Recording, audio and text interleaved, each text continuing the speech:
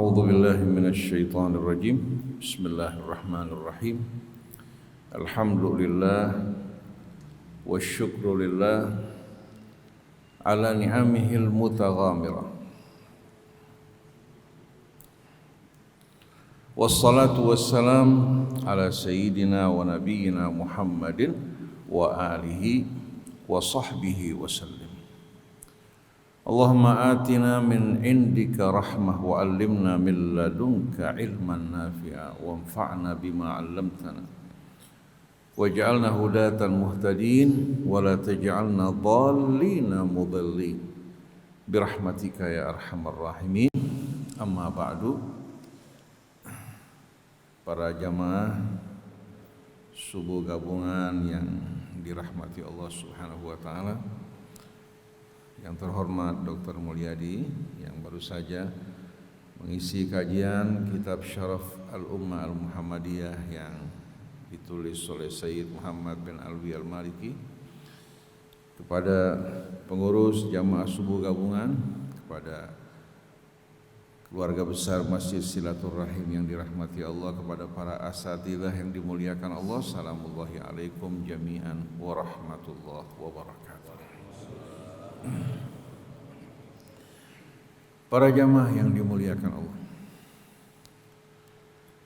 pada saat ini umat Islam di negeri kita maupun di mancanegara berada pada keadaan yang betul-betul amat sulit,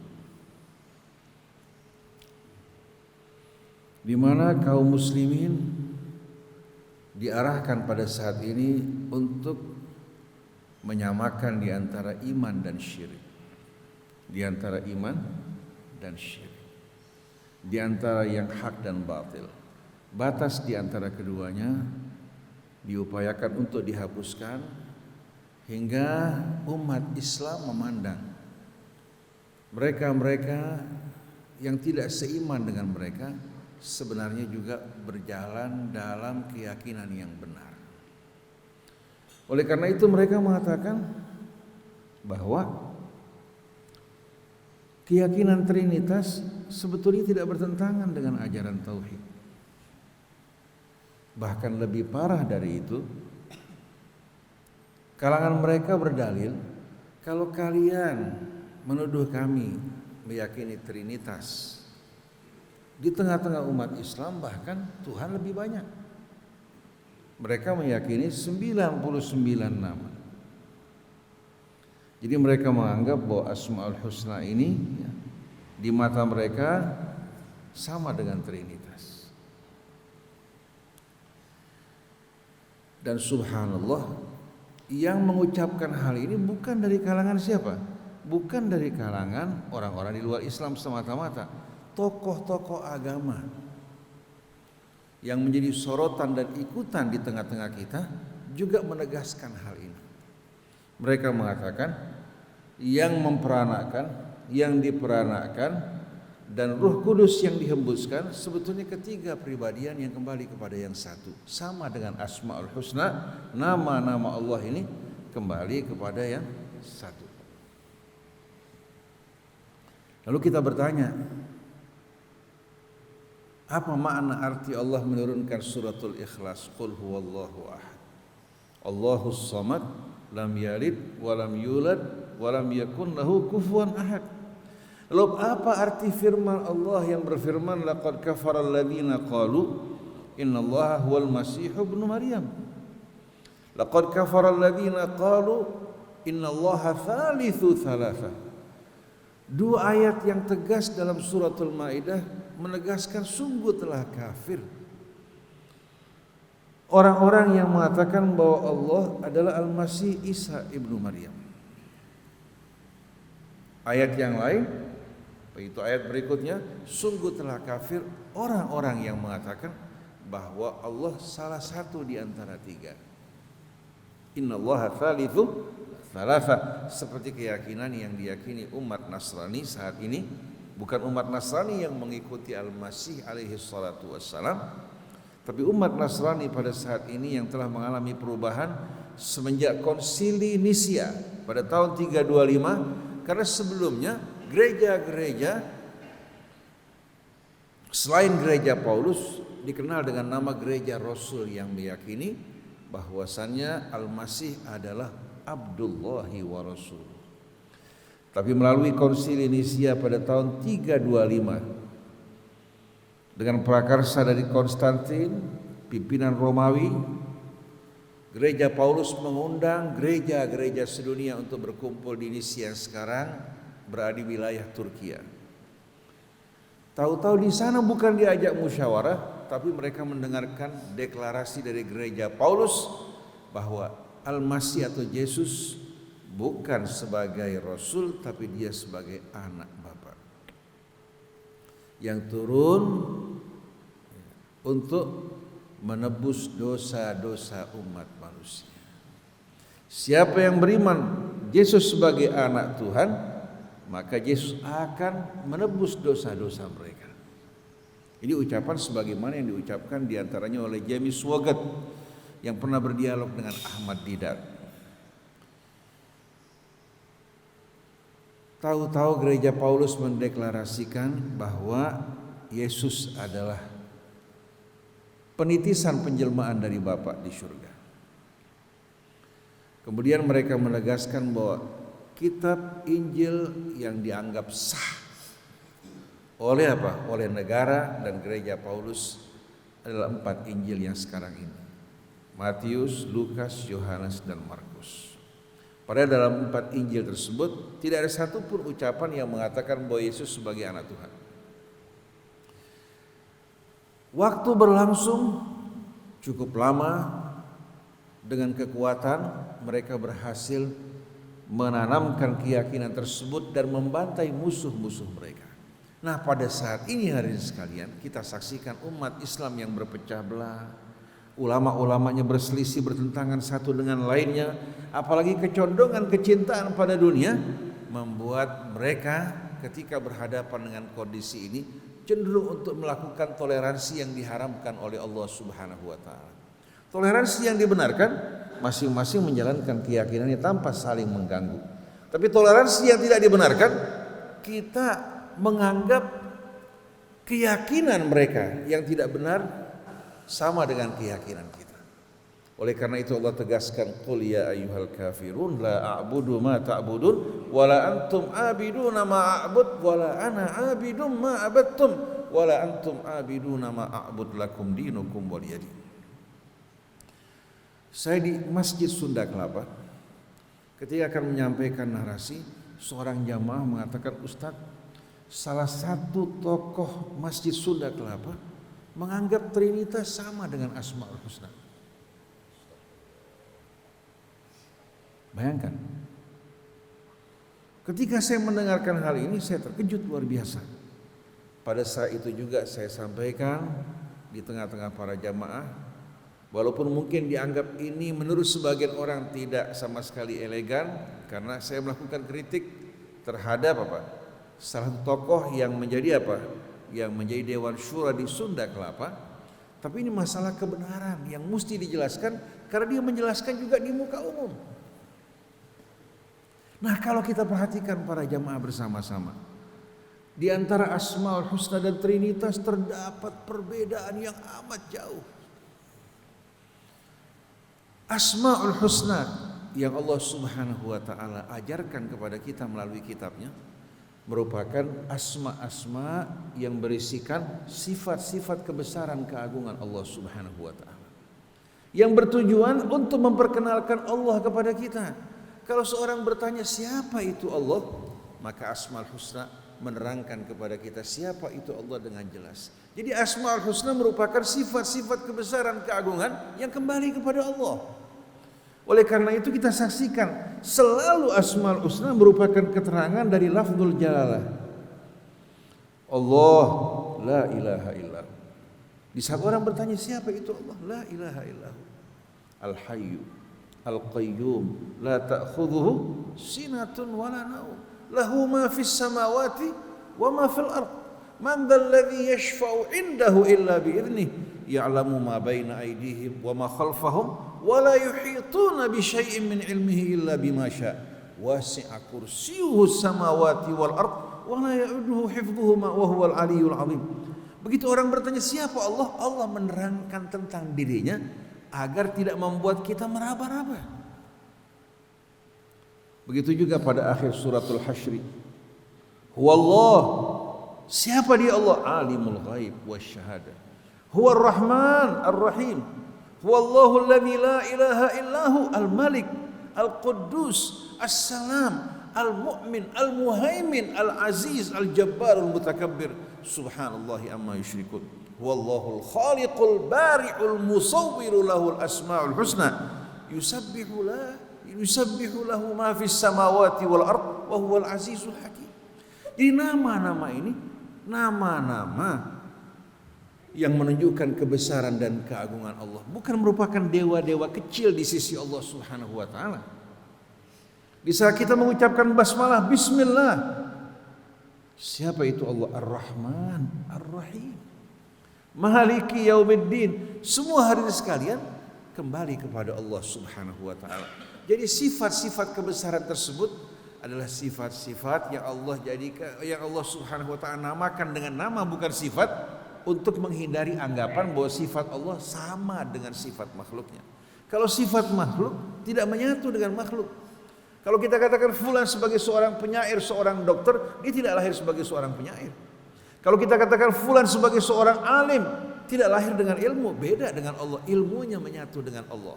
Alimul ghaibi wasyahadah, dia mengetahui yang lalu, yang kini dan yang akan datang. Ilmu Allah tidak terikat oleh dimensi ruang dan waktu.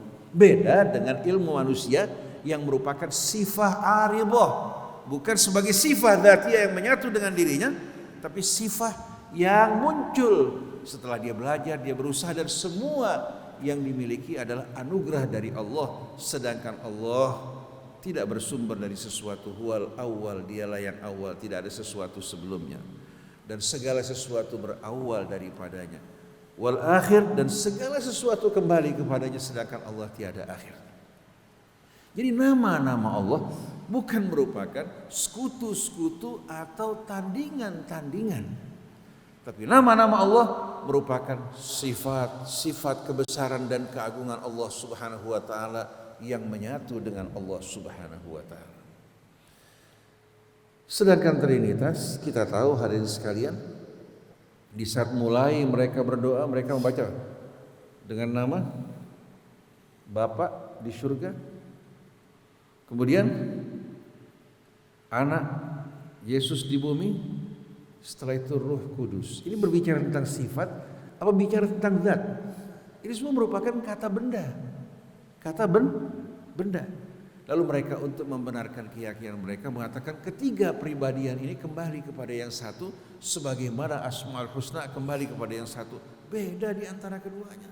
Nama-nama Allah merupakan kata sifat yang bertujuan untuk menjelaskan siapa itu Allah, agar kita umat Islam yang beriman kepada Allah tidak dibuat apa? Tidak dibuat meraba-raba untuk mengenal siapa itu Allah. Tidak ada yang lebih baik dalam memperkenalkan Allah melebihi Allah Subhanahu wa taala.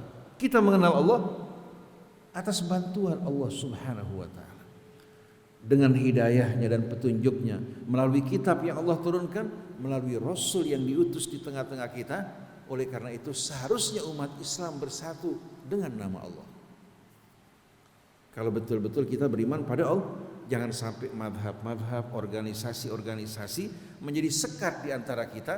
Kalau begitu apa perbedaan di antara kita dan pemeluk agama yang lain kalau di antara umat Islam terdapat sekat? Oleh karena itu wajib hadirin sekalian kita menempatkan Allah dalam kedudukan yang paling utama, mencintai Allah melebihi segala sesuatu, lalu kecintaan sesama kita dalam ikatan kecintaan kita kepada Allah. Kita berhubungan dengan keluarga kita, mencintai mereka karena cinta kita pada Allah. Berhubungan dengan sesama umat Islam karena kecintaan kita kepada Allah, hingga cinta kita tidak menjadi liar. Kalau seorang cinta pada anaknya, pada istrinya melebihi cintanya pada Allah, niscaya mereka akan mengorbankan Allah. Tapi kalau cinta kepada mereka di jalan Allah, cinta yang akan meluruskan dan mendidik. Kalau seorang cinta pada lawan jenisnya bukan karena Allah dan di jalan Allah, maka dia akan menghalalkan perbuatan yang diharamkan Allah, menanggalkan pakaian wanita, menggauli dirinya bukan di jalan Allah dengan alasan cinta suci. Oleh karena itu, seluruh kecintaan kepada selain Allah tidak mungkin akan lurus, akan suci, akan bersih dan berjalan di atas jalan yang benar kecuali kalau semua di bawah kecintaan kita kepada Allah. Oleh karena itu Allah berfirman, wa minan nasi man yattakhidhu min dunillahi andada. Sebahagian manusia ada yang menjadikan selain Allah sebagai sekutu-sekutu, padanan. Yuhibbunahum kahubbillah, yang mereka cintai sebagaimana cinta mereka kepada Allah. Walladzina amanu asyaddu hubban lillah. Sedangkan orang-orang yang beriman mereka akan lebih cinta kepada Allah daripada kepada selain. Begitu hati kita penuh dengan kecintaan pada Allah, maka hidup ini akan menjadi ringan. Yang berat akan menjadi mudah. Begitu pula yang gelap akan menjadi terang benderang. Dan kecintaan kita tidak akan merusak, tapi kecintaan yang akan meluruskan kita dan meluruskan, menjaga mereka-mereka yang kita cintai. Nah, bagaimana kita mencintai Allah? Kalau ingin meresapi kecintaan kepada Allah, yang paling indah melalui Asmaul Husna. Coba bayangkan para jamaah, kita ini hamba yang penuh kekurangan, berbeda-beda latar belakang kita, mendapatkan kemuliaan dari Allah untuk memanggil namanya langsung tanpa perantara. Yang miskin, yang kaya, yang hitam, yang putih, ulama atau awam, mereka di saat memanggil Allah tidak perlu hari sekalian melalui perantara. Tidak perlu melalui rekomendasi atau koneksi. Tidak perlu mengeluarkan uang. Kita semua punya hak yang sama untuk memanggil nama Allah. Qul Allah awid'ur rahman ayyamma tad'u falahul asmaul husna. Katakan panggil ya Allah atau panggil ya Rahman. Di mana saja, kapan saja, apa saja kebutuhan kalian, Allah memiliki nama-nama yang penuh keindahan. Nah, nama-nama ini akan menumbuhkan cinta. Nama-namanya akan menumbuhkan cinta. Kenapa? Nama-nama ini betul-betul menunjukkan sifat kebesaran, keindahan, kecantikan dan keagungan. Apalagi kalau dibaca dengan irama yang indah. Dan sekarang banyak irama-irama yang membuat hati kita tersentuh di saat membaca Asmaul Husna. Seperti yang sering kita dengar dirasil dari Benami, ya Allahu ya Rahmanu ya Rahim ya Malik ya Quddus ya Salam ya Mu'minu ya Muhaimin ya Aziz ya Jabbar ya Mutakabbir antal Khaliq. Kita baca dengan irama yang indah dan sekalian, hati betul-betul yang tadinya gundah, yang tadinya resah, yang tadinya frustasi, yang tadinya lemah, yang kehilangan pegangan, memanggil nama-nama ini betul-betul akan membuat hati memiliki betul-betul pelabuhan yang aman dan damai. Oleh karena itu cinta kepada Allah merupakan ruh dari iman dan Islam kita kepadanya. Nah, sebagai penutup, satu hari Amirul Mukminin Ali bin Abi Thalib menerangkan kepada kita dalam satu ceramahnya mengenai hubungan manusia dengan Allah. Beliau mengatakan an-nasu thalathatun. Manusia dalam hal ini terbagi pada 3 golongan. Qaumun abadullaha raghbatan fi jannati. Satu kaum yang beribadah pada Allah bukan karena Allah, bukan karena cinta pada Allah, bukan karena melihat kebesaran Allah, tapi karena iming-iming surga. Surga yang diperhatikan.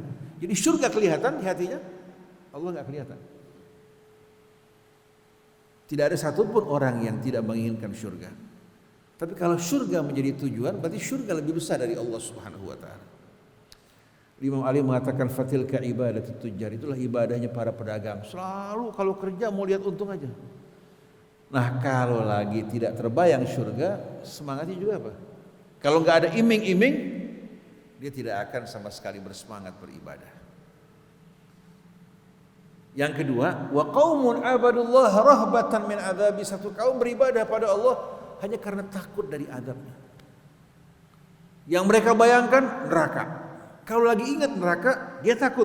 Tapi kalau lagi lupa kepada api neraka, dan manusia nggak selamanya ingat api neraka, Dia akan apa?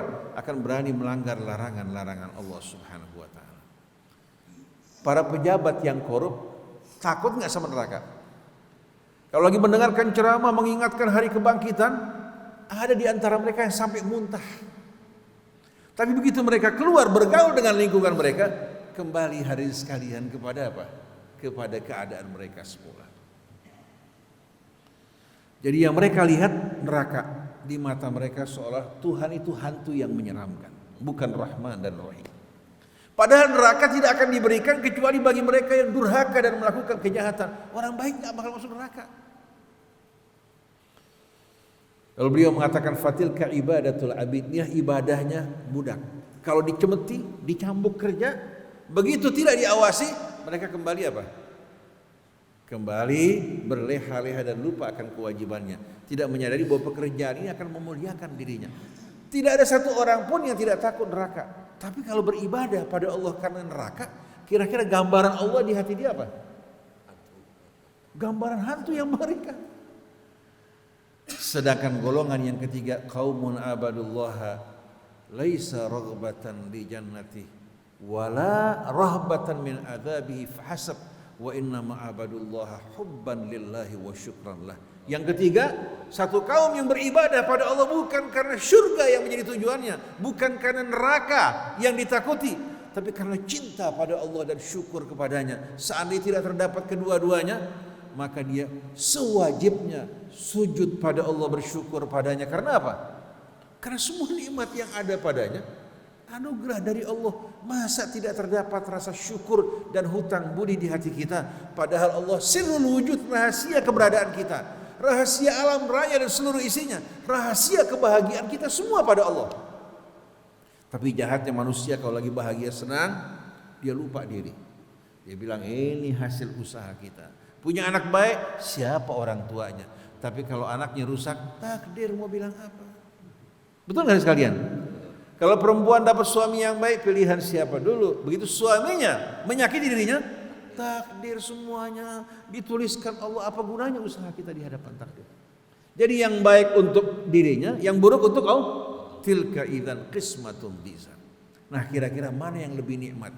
Ibadah pada Allah karena cinta, syukur, penuh kesadaran, dengan ibadah hanya karena iming-iming surga dan takut dari api neraka. Nah, sebagai tambahan sedikit, kisah ini benar tidak benar, tapi kisah yang penuh hikmah. Satu hari Rabi'atul Adawiyah yang dikenal sebagai seorang wanita salihah, cinta kepada Allah, yang tadinya seorang wanita yang berlumuran dosa. Dia bertobat kembali pada Allah. Satu hari dia berjalan, di tangannya terdapat obor sebelah kanan, sebelah kirinya terdapat ember. Lalu orang mengatakan, "Ma khatbuki ya Rabi'ah?" Apa yang sedang kamu kerjakan? Dia mengatakan, "Inni dhahibatun ilal jannah li'udfi'aha." Saya mau pergi ke surga, memadamkan surga bihadzal ma, dengan air di tangan saya. Wa dhahiba ilan nar.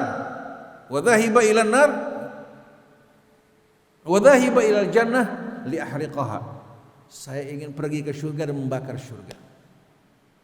Lalu orang mengatakan, "Anti majnunah ya Rabi'ah, kamu orang enggak waras wahai Rabi'ah." Dijawab oleh Rabi'ah, "Antum ta'buduna Allah tabaraka wa ta'ala raghbatan fi jannati wa rahbatan min adabihi wa la tanzuruna ila Allah tabaraka wa ta'ala ila ni'amihi al-mutaghamirah allati tatanazzalu 'alaikum." Kalian menyembah Allah semata-mata karena surga, karena api neraka, tanpa melihat Allah dengan nikmat-nikmatnya yang begitu melimpah ruah. Bagaimana kalian nggak bisa mencintai Allah Subhanahu wa taala? Kenapa kalian hanya melihat apa? Melihat Allah dari sisi surga dan neraka, bukan melihat Allah sebagai Tuhan yang Rahman Rahim, sebagai Malik yang Qudus, sebagai Al-Ghafur yang Maha Pengampun, Al-Afu. Kemana akal kalian semuanya? Apakah saya yang gila? Apa kalian yang tidak waras? Ini sebagai perumpamaan. Dia akan memadamkan api neraka dengan satu kirbah air yang dibawa, dan ingin ingin membakar surga dengan obor yang dibawa, agar manusia tidak menyembah Allah karena melihat surga atau melihat neraka, tapi melihat Allah Subhanahu wa taala. Dan yakin begitu kita mencintai Allah, pada saat sholat kita merasakan kerinduan yang luar biasa, seperti Rasulullah mengatakan, arihna ya Bilal. Begitu mendekati azan, segera kau azan wahai Bilal, untuk memberikan rasa damai bahagia di hati kita. Bagaimana tidak? Kalau orang bertemu dengan kekasihnya bergetar hatinya, bahkan lewat depan rumahnya, masa berhadapan dengan Allah tidak tergetar hatinya, tidak penuh kecintaan kepadanya? Berarti dia belum mengenal Allah Subhanahu wa taala. Jadi mari bersama-sama hari ini sekalian kita bangun kehidupan beragama kita dengan cinta kepada Allah, hingga hidup kita menjadi murah, harta menjadi murah untuk kita korbankan demi yang kita cintai, bukan untuk dunia. Dari dunia ke dunia, berakhir kehidupan kita menuju kefanaan, tapi kita melihat dunia dan akhirat sebagai satu kesatuan. Dunia tempat kita beramal, akhirat tempat kita memetik hasilnya. Karena apa? Karena cinta kita kepada Allah. Maka rahmat, balasan yang Allah berikan bukan balasan yang terhitung sekian, tapi balasan yang Allah berikan balasan tanpa hisab bagi para muhibbin, para pencinta Allah Subhanahu wa taala. Demikianlah para jamaah sekalian. Para sahabat dulu mereka diperkenalkan oleh Allah melalui Rasulnya, dari ayat-ayat Alkitab yang membuat mereka cinta kepada Allah. Mereka mempersembahkan jiwa, raga dan harta mereka di tangan mereka untuk Allah Subhanahu wa taala yang mereka cintai. Bahkan mereka berkata pada Rasul, ketika Rasul menghadapi bahaya itu dalam peperangan, bi abi wa ummi anta ya Rasulullah, aku tebus dirimu dengan ayah dan ibuku. Orang Arab sering mengagungkan orang tuanya. Kalau orang tuanya mereka rela persembahkan untuk Allah dan Rasulnya, berarti mereka tidak sayang untuk mempersembahkan dirinya. Nah, mari bersama-sama para jamaah sekalian. Tadi kita telah mendengarkan kajian Asyaraful Ummal Muhammadiyah, menjelaskan keutamaan dari umat Nabi kita Muhammad sallallahu alaihi wasallam melalui kitab yang beliau sampaikan. Ketahuilah kemuliaan dari umat Muhammad dengan cinta kepada Allah, cinta kepada Rasulnya, cinta kepada sesama orang yang beriman. Kita disatukan bukan oleh kelompok, sekte, madhab atau bendera-bendera kesukuan, tapi disatukan dengan kalimat Allah Subhanahu wa taala. Al-akhillau yawma idzin ba'dhum li ba'dhin aduwwun illal muttaqin. Seluruh orang yang saling mencinta di dunia, di hari akhir nanti akan bermusuh-musuhan, saling melaknat. Kullama dakhalat ummatun la'anat ukhtaha. Setiap satu rombongan masuk neraka bertemu dengan rombongan yang lain, saling melaknat, kecuali orang-orang yang bertakwa. Yang cinta dalam ketakwaan, di hari akhir nanti mereka akan berkumpul dalam rahmat Allah. Allahumma salli ala Muhammadin wa ali Muhammad. Allahumma inna nas'aluka hubbaka wa hubba nabiyyika wa hubba awliyaika wa hubba kulli amalin yuqarribuna ila hubbik. Allahumma ij'al hubbaka fi qulubina ahabba ilaina min anfusina wa min ahlina wa min amwalina wa min ad-dunya wa ma fiha bi rahmatika ya arhamar rahimin. Allahumma alif baina qulubina wa aslih dhata bainina wa lumma sya'thana wa wahid suhufana waj'alna hudatan muhtadin wa la taj'alna dhallina mudhallina bi rahmatika ya arhamar rahimin. Demikianlah para jamaah, para asatidzah yang saya cintai, mudah-mudahan sebagaimana kita berkumpul di dunia, kita berkumpul bersama Nabi kita Muhammad sallallahu alaihi wasallam. Subhanakallahumma wa bihamdik asyhadu an la ilaha illa anta astaghfiruka wa atubu ilaik. Wal afu minkum. Wassalamu alaikum warahmatullahi wabarakatuh.